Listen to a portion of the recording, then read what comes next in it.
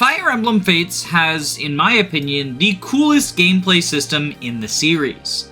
Combining things like pair up, guard gauge, attack stance, a reclass system that is tied to support levels, and a set of skills that spice up gameplay while not contributing to heroes level bloat. Since I'm such a fan of the Fates system, I consider myself lucky that there are 3 different games that use its mechanics, and 2 of them are even good. But there's only so many times I can play Conquest and Rev before I get sick of the same old rigmarole. So I was excited to learn that there is a 4th campaign available in the Fates engine, that being Shadow Dragon Fates, a retelling of Marth's story in Fire Emblem 11, but using the engine of Fire Emblem 14. And thus, I can go on an adventure with Doga and Gordon while embracing the complex and satisfying mechanics of Fire Emblem Fates. And impressively, every single map from Marth's first adventure has been recreated brick for brick in the Fates engine, including the paralogs exclusive to Fire Emblem 11, each of which has been given a unique twist to make them stand out from the Seas-centric campaign. For example, on Athena's map, there are several enemies who took civilians captive, and you need to hunt them down before they escape. And on Horus's map, there are some enemy soldiers who you want to spare, because the more of them you spare, the more stat boosts he gets when you recruit him at the end. These gimmicks are really cool, but they don't really do anything to address my biggest issue with the paralog chapters. They kinda just suck from a map design perspective. I know everyone complains because it's really hard to access these paralogs in FE11 since you need to kill off all of your units to get to them, but now that I've played through Shadow Dragon Fates and seen what the maps are like for myself, I kinda wish Shadow Dragon Fates had the option to skip these maps. In fairness, the main campaign maps of Shadow Dragon aren't stellar either, but they are at least serviceable for the most part. The paralog maps are kind of just universally a drag. Although, thankfully, utilizing pair-up effectively does a lot of heavy lifting to make these maps more tolerable. Alternating between attack stance and guard stance, using pair-up's unique movement attributes, and even combining it with movement skills like shove and reposition, which can be purchased in the form of skill scrolls. Which naturally brings me to this game's unique approach to skills. Because while the elevator pitch is just Arcanea but in the Fates engine, in reality, this game's mechanics differ pretty significantly from Fire Emblem Fates in some interesting ways. Rather than having skills tied to classes, instead each member of the cast learns 4 skills individually. For the most part, this follows the pattern of 1 you start with, 1 unpromoted and 2 promoted skills, but it does vary from person to person, especially with late joiners and pre-promotes. This makes every member of the cast feel distinct from each other, even those who start in the same class line.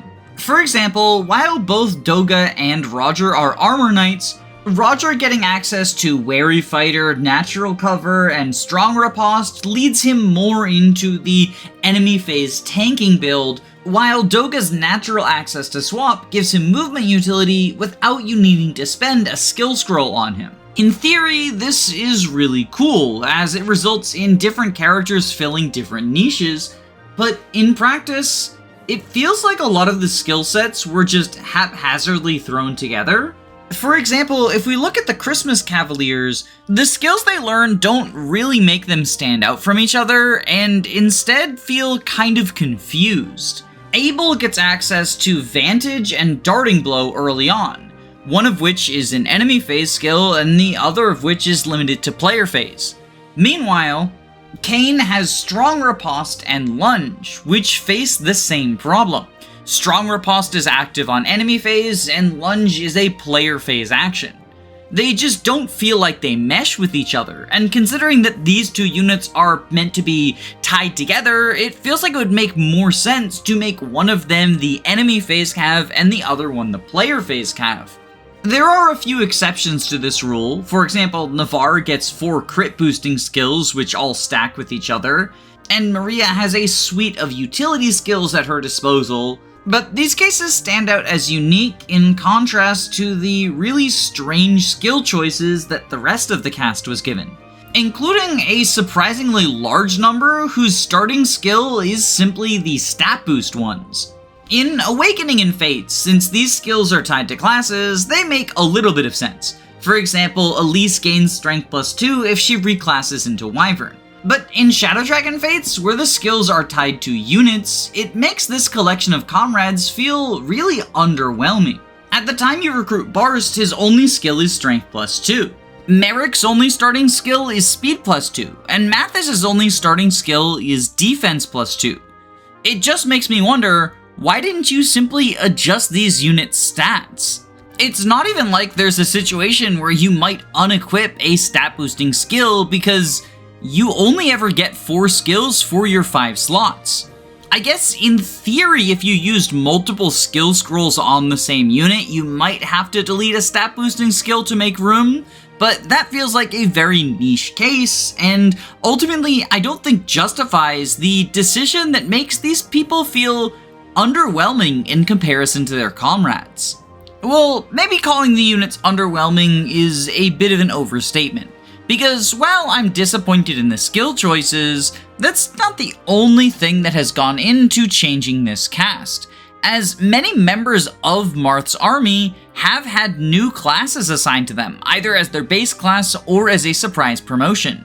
And it seems to me that a lot of thought went into the choices of what classes were going to assign these characters. For example, Mathis, instead of just being yet another Cavalier, is now your first Wyvern Rider, which makes sense because he's from the country full of Wyvern Riders. And similarly, Maria promotes into Malignite herself, taking after her sister and brother's examples as yet another Knight of the Sky. Board and Cord become Wild Battle Mages, which is a Tome Axe class, seemingly in reference to the meme where people reclass Cord into Dark Mage thanks to his innate 10% magic growth. And while I don't want to include the entire list in this video, if you're curious about how your favorite Arcanean scrub got a glow up, there is a spreadsheet linked in the description where you can look at everyone who is recruitable, including the newly added character Anna, who has her own unique twist to bring to the gameplay. You see, since Shadow Dragon doesn't have a dancer unit, Shadow Dragon Fates provides 2 interesting alternatives to that role. The first is Zane, who functions exactly like he does in the Arcanea games, transforming into a copy of whatever unit you want.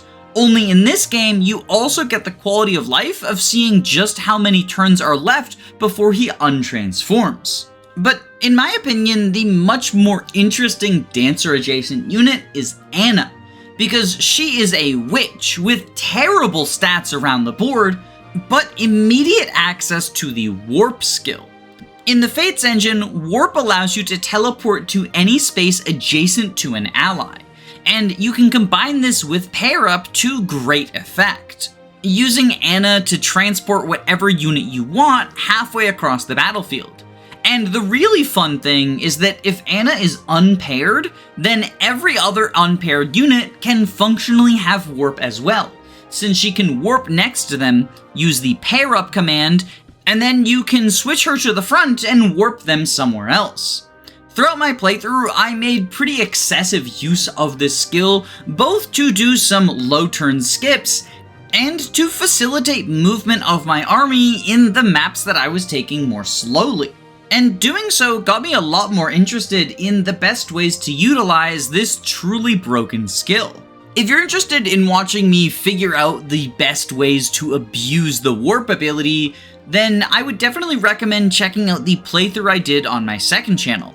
That's where I upload all of the Let's Play videos, because I don't want LPs clogging up the feeds of people who are only interested in reviews and analytical videos. And I guess since I'm taking a break to talk about YouTube stuff, this would be a great time to remind you that subscribing is the best way to support my channel for free.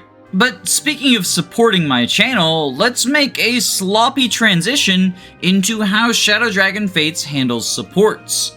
In Fire Emblem Fates, supports are probably the strongest the system has ever been.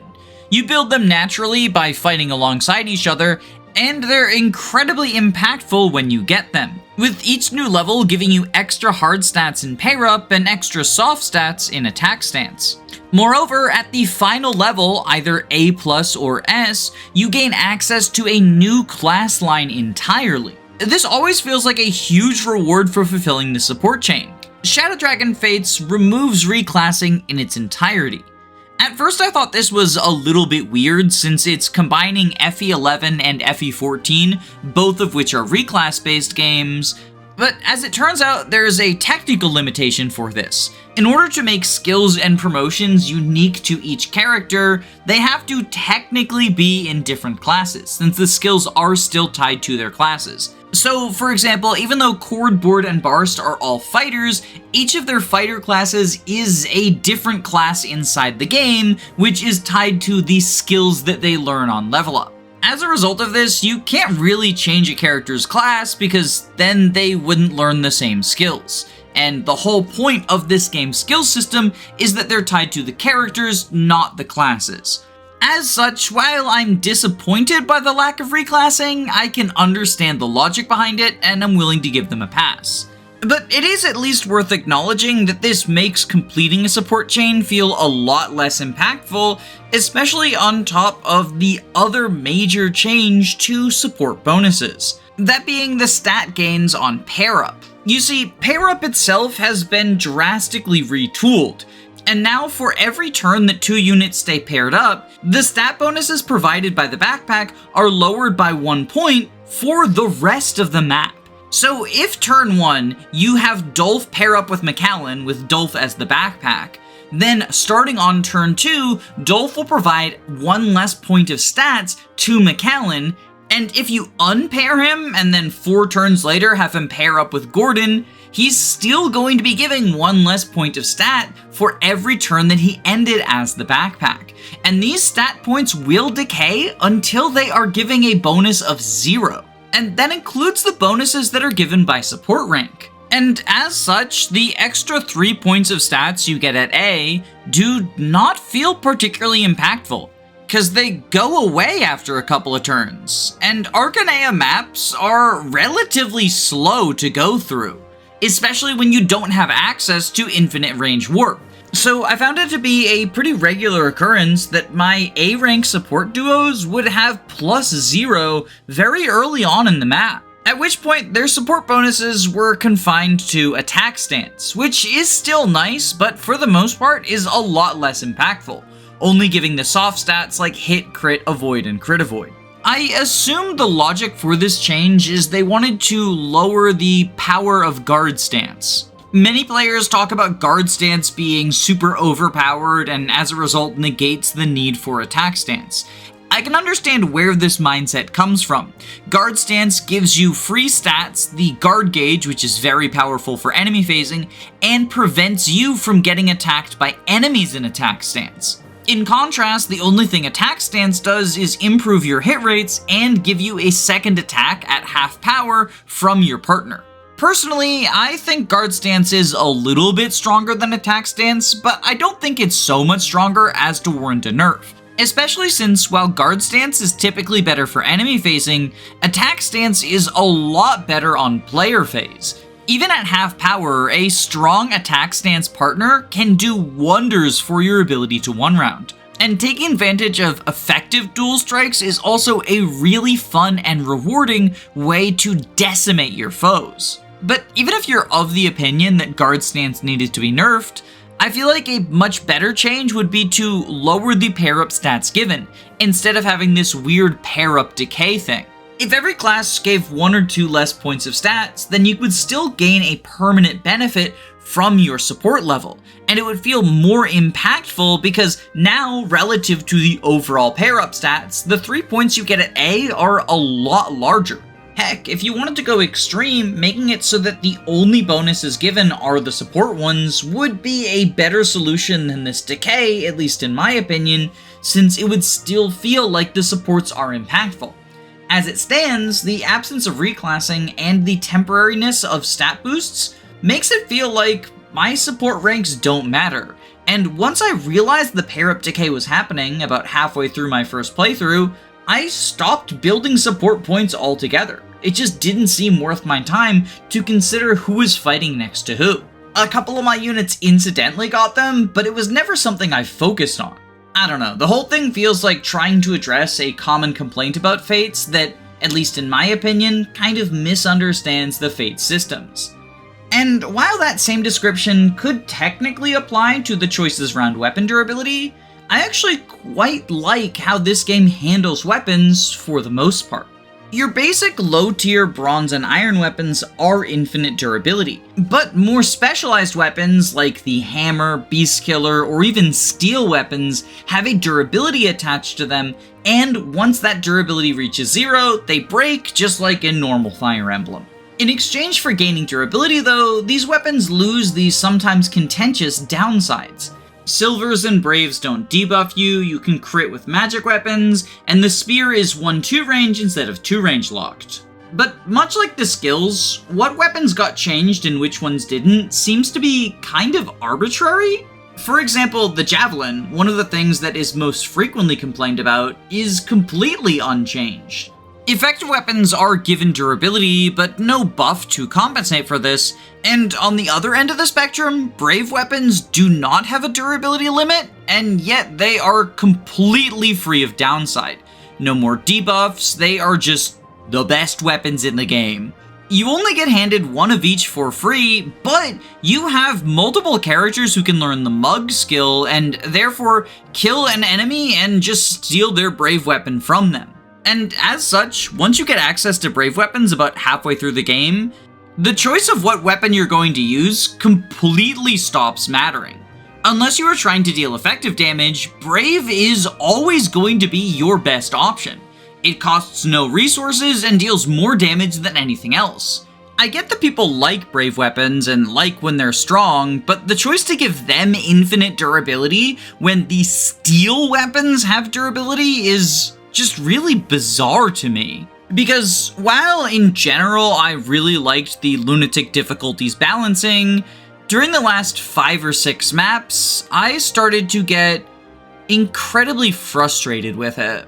Both in number and strength, the enemies felt pretty excessive, and I reached my breaking point during the Garnef map, as this map features a large twisty hallway where you are being pelted by status staves and siege tomes, which you do not have the ability to hit unless you trained up one of the 2 ballisticians or the game's only dark magic user. Since this is Arcanea, low res and low bulk overall tends to be a common problem, and I found myself in a situation where I just didn't have units who could stand in range of multiple siege tomes without praying for misses in order to survive until the next turn.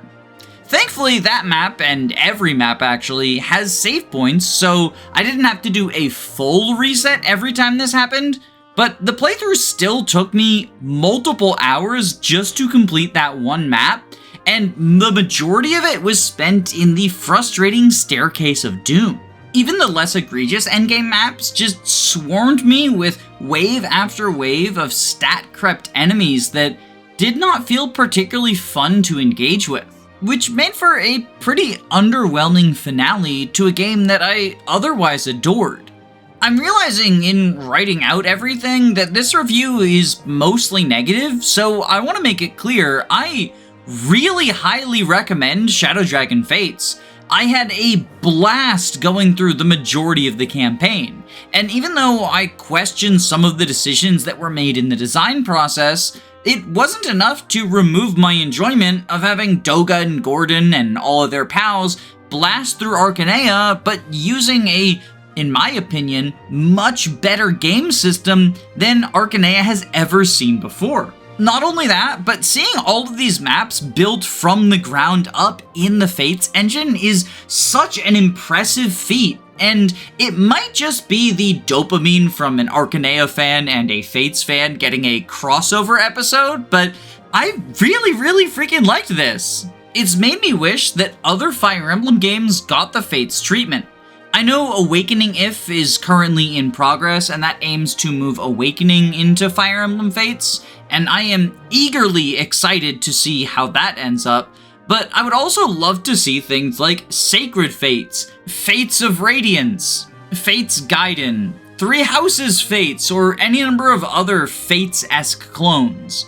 I mean, you never know. Maybe someday, if we're lucky enough, we'll get to see the Japan-exclusive Fire Emblem If remade in the Fates engine. Wouldn't that be something? Thank you to my patrons: Electric Giga, Erica Ford, YLO1, George Grenville the 7th PM, Jamie Collins, Arvis, Crispy Matthews, Floa Hay, I Like Frittata, Henry Fint, Amy Hazel, Neas Costa, Faulty Videos, Lyra, Kyle Madison, Derek Williams, Just Riley, Anna Cabana, Some Trades, The Daily Fugle, Faye, Magic Bite, Sardonic Muse, Dysike, Chris, Root Beer Pants, Queen Elizam, Aerith Emblem, Control Daegis, Roman Cormancic, Knick Knack Hammersmack, Mike, Lepton, Cabbage, SUP, Caius Cole, Histiklop, Bree, Punch Fighter Champion, Eggman, Maxine the Vampire Queen, Dragonback Lancer, Carrier Has Left, Jill, Key the Iron Idol, Calamity Callie, Anom Wanderer, A Clever Username of Lies, Jackson McMahon, Saren Gurlixie, Tailored Muffin, Andu, Len, Gameboo, Karosa, Fyron, Your Doctor, Frozen Helm, Girl Boss, Lizard Bongwater, Christopher Bueno, Marin McLean, Jaden, Reflect, Morton Harkin, Guiji555, Smaz Ruby, Zycrom, Robin D, Alenby, Hound Dogs, Thaythom, and especially my Jagans, Thick Molder, Adele, Alexander Roper, Siggy, and Sawyer Frisch. If you would like to join the names on screen and help support this channel, then there is a link to my Patreon below, and benefits include things like early videos and votes to influence the direction the channel goes. But please only donate if you can comfortably afford to do so. I don't want anyone going broke over Fire Emblem. If you can't or just don't want to support financially, liking, subscribing, and commenting are all free ways to help. But regardless of what you choose to do, I hope you have a wonderful day. Stay safe, gamers.